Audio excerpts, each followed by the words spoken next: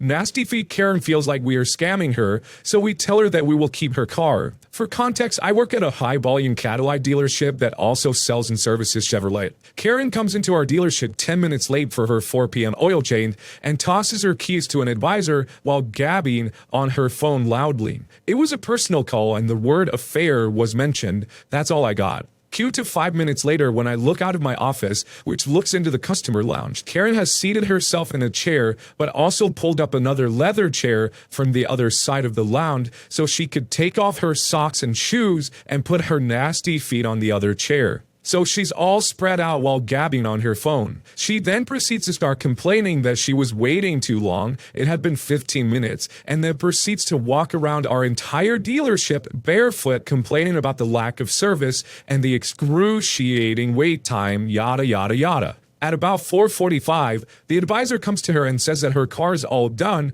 but during her courtesy inspection, the tech recommended new shocks, brakes all around, and since she was close to 100,000 miles, routine maintenance items. Karen is barely paying attention as she's focused on the outrageous and disgustingly high cost of her oil change.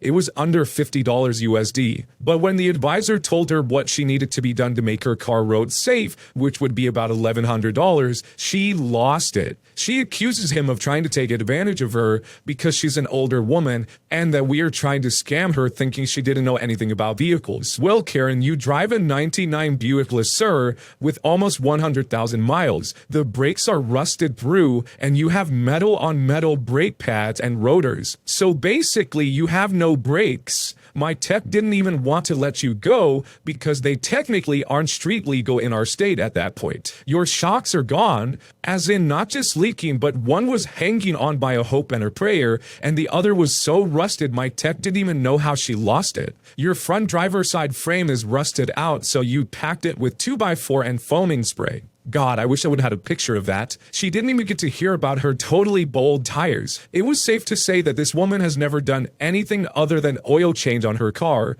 period. She screamed and cussed, demanded the owner. She got the GM and service manager. My poor cashier, who was also being personally attacked at this point, just shut her window and refused to help her anymore. I mean, Karen did call her a pathetic C word, so I don't blame her.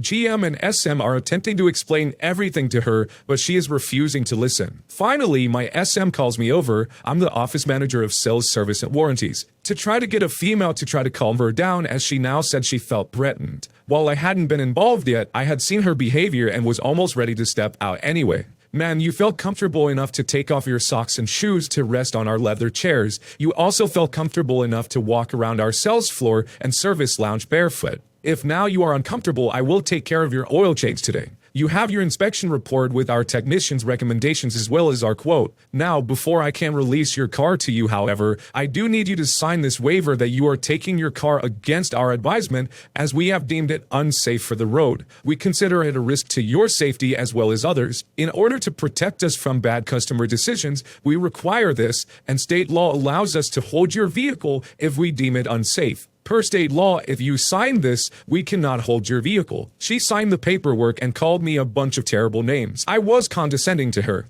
Yeah, I totally was. And she couldn't believe that she was being treated that way.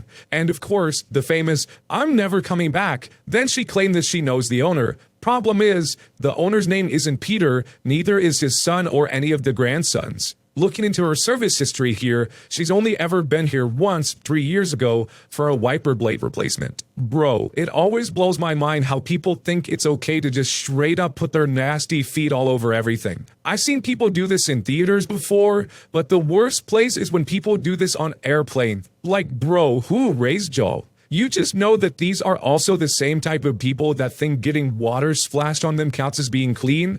Karens be gross and smelly out here, y'all. My boss has a meltdown and says my only job is to clean. My boss is generally a nice and caring individual. She has always seemed to have all of our best interests in mind, and we have always felt as though we could go to her for anything. That is, until recently. She has been so cranky and accusatory to everyone, but especially those she does not currently favor. Yes, my boss apparently picks favorites. This was news to me after years of working for her. I never knew or noticed before these past couple of months, but now I see her in a whole new light. She won't punish her favorite even if they mess up multiple times in major ways, but will punish anyone if they step even slightly out of line. It's BS to say the least, and we are all done with it. The other day, I was in the back helping one of my coworkers with something and was back there for a little while. We had 2 other people up front manning the front desk, so it should be fine. It was a Saturday and we were busy, but we were not that busy. We rarely need all 3 of us up front anyways. My manager scheduled me for a Saturday shift. She specifically told me that part of my job was to go to the back and help that one coworker if she needed it. Well, she needed it. So I went back to help. One of my other coworkers must have mentioned that I was back there to my boss because a few minutes later, my boss comes back and starts berating me for being back there. She says that she's heard that I've spent 3+ hours back here every Saturday helping my coworker.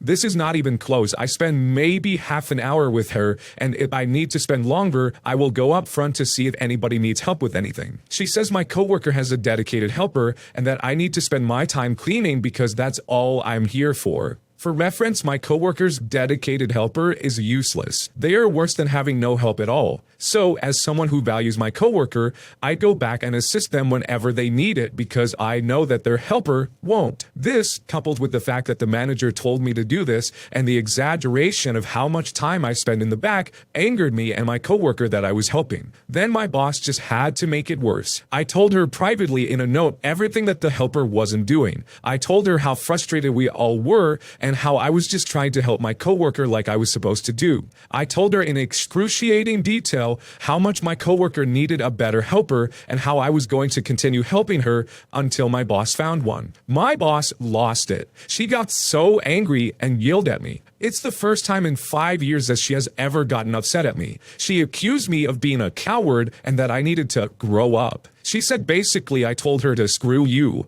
with my letter, which was not my intent at all. She wouldn't listen to anyone who tried to back me up or confirm what I said. She attacked everyone, enough to make my poor coworker run out of the room in tears and take a personal day because of how upset she was at the way my boss was treating us. By treating me and multiple other coworkers this way more than once, my boss has now created an environment of solidarity between her employees to not do anything extra for the business. We all used to go above and beyond for her, but not anymore. Things are not getting done now and my boss can't figure out why. She snaps at us about it and we try to tell her but she won't listen, so we don't try to change it. I'm only there to clean on Saturdays, boss? Okay, my coworkers will be just fine without me apparently. I used to stay late, update the website, I was the only one that did this, do extra paperwork, etc., but not anymore. I come in, I clean for the entire second half of my shift, and I leave. Nothing more, nothing less. There is an update to this story. A few weeks ago, I made a post about my boss having what I could only describe as a meltdown. She had been berating us, fairly punishing us, and favoring employees that deserve to be fired. Since making that post, there has only been, as far as I'm aware, one instance of her making false accusatory statements to one of my coworkers. Something about my coworker verbally berating our manager and spreading gossip.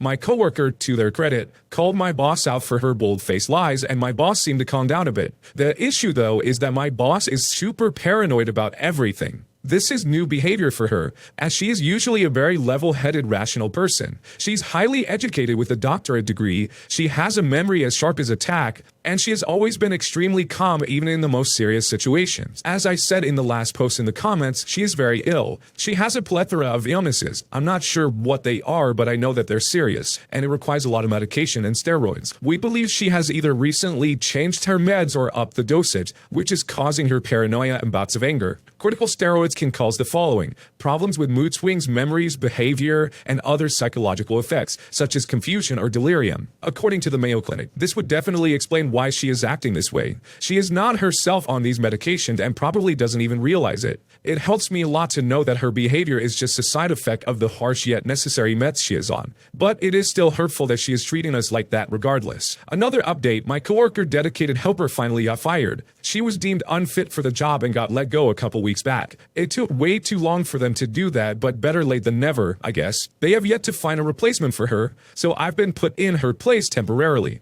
Another one of my coworkers quit last week without notice. She was fed up with the environment and favoritism, so after months of deciding whether she should or not, she finally just walked. I'm honestly very proud of her for leaving. As for me, I had a working interview a week or so ago, but I didn't get a call back, which I'm fine with. I wasn't thrilled about that place anyways, but I'm still applying for anything and everything I can. I have about 40 job applications that I've submitted since the original blow-up. We are down to 3 people and management can't seem to fill the spots. Gee, I wonder why. Hope that was a good update for you guys. I'll keep you posted if anything else exciting happens. Bro, I have to say I've worked with some crazy managers before and they can be the reason that you quit. Actually, one of them was the reason that I quit. I used to work at a call center, which was a job I totally hated. Anybody that works at a call center can probably relate. I did have this amazing female manager, but she used to work at a bank and eventually got called back to work at some other bank, so she left us. She was replaced with some 40-year-old guy who thought he was still in a fraternity, and oh my god was he terrible. He was always checking out the women in the call center, and he was always kind of talking down to the men. Me and him did not like each other to the point where he eventually said, "I can't wait to give this performance review," which I looked at him and I was like, "Whose is it?" And he was like, "Yours." I just rolled my eyes, got back to my calls, and at the end of the day told him, "Hey, I'm putting in my 2 weeks." He had this dumb look of shock on his face. I didn't even bother doing my 2 weeks. I went in the next morning and said "Hey, today's my last day," and did. So let this be a lesson to you. If you're running your own business, make sure your management's awesome or you're gonna lose a lot of employees. Am I the jerk? I want my boyfriend to block one of his friends because they hooked up before. He made me do the same. So to elaborate, I've been on and off with my boyfriend for more than 4 years, and we have been doing long distance all 4 years. We were not together through April to August last year, and he hooked up with 4 girls during this time. When we reconnected in August, we asked each other if the other person had done anything intimate with anyone else. When I asked him, he said, "No, I didn't do anything. I didn't even want to talk to anyone. I knew if I were to have done anything with anyone else, that it meant we were never going to get back together."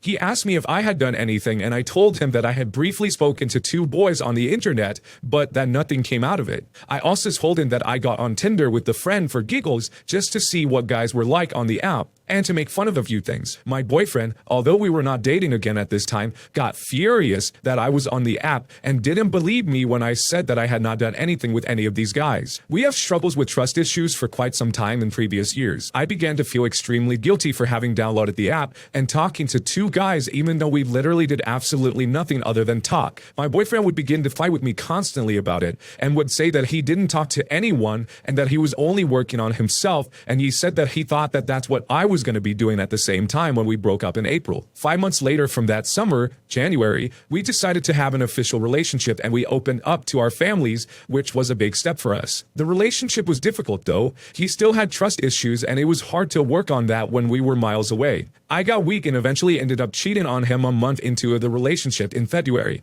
The cheating started off with a drunken kiss that was a mistake, but it spiraled into something much bigger. When I did it, I was so fed up with my boyfriend that I was tired of the baggage and trust issues that we had in our relationship. I knew that this was wrong, so after 3 months of thinking of what I should do, I decided to break up with him and I chose not to tell him. For context, I did not tell him because he asked me if I ever did cheat that he did not want to know, just determined that if I wanted to be with him or not. 1 month after the breakup, my boyfriend came back into my life asking for another chance and he said that he wanted to be with me. He said that he wanted to work through things and that he understood that he had not been the easiest person to be with. I decided to tell him about cheating and he handled it pretty well. We worked on things and it was a bit hard at first, but it started to get better. I blocked the boy that I cheated with for my own mental well-being, but also for the benefit of the relationship since my boyfriend asked me to do it. 3 weeks after we just got back together, he had told me that he had hooked up with 4 girls during the previous 5 months, from April to August, when we weren't together. He went on 4 dates with one of the girls and he claims that he did not feel anything towards her.